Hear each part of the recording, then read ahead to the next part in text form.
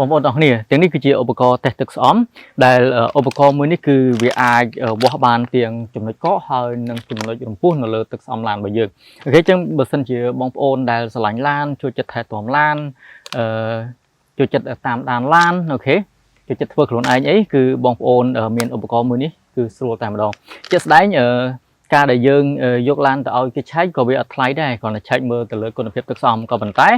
អ្វីដែលយើងមានខ្លួនឯងគឺវាលឿនយើងចំណេញពេលហើយយើងមានឧបករណ៍មួយនេះយើងធ្វើពេលណាក៏បានផងដែរអូខេហើយយើងទិញម្ដងគឺយើងអាចប្រើបានរហូតតែម្ដងយើងទុកនៅផ្ទះឬក៏ទុកតាមឡានក៏បានផងដែរអូខេឥឡូវខ្ញុំនឹងប្រើឧបករណ៍មួយនេះវាស់ទៅលើទឹកស្អំនៅលើឡានរបស់ខ្ញុំចង់ដឹងថាតើទឹកស្អំរបស់ខ្ញុំឥឡូវហ្នឹងចំណុចកកហើយនិងចំណុចរំពុះរបស់វាហ្នឹងនៅប៉ុណ្ណាដែរ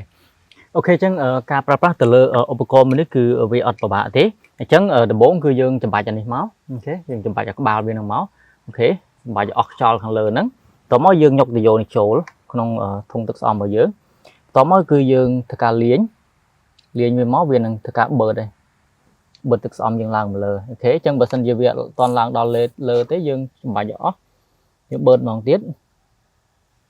ហើយយើងធ្វើការបឺតវាមកអូខេអញ្ចឹងអានេះទឹកស្អំរបស់ខ្ញុំវាឡើងខ្ញុំបឺតមកអូខេអញ្ចឹងអានេះគឺជា freeze point ចំណុចកកនៅលើនេះគឺបានរហូតដល់ដក37នេះដក37អង្សាសេនេះអូ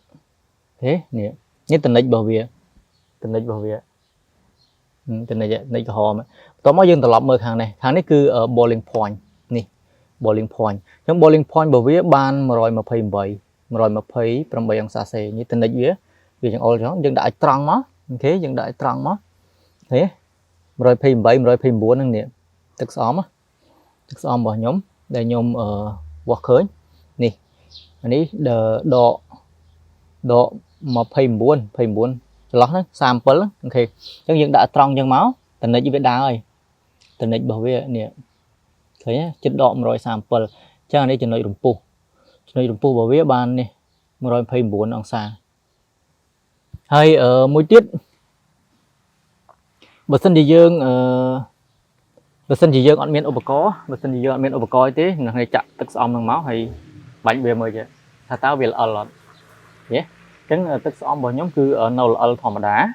ញ្ចឹងបើសិនជាទឹកស្អំវាអស់គុណភាព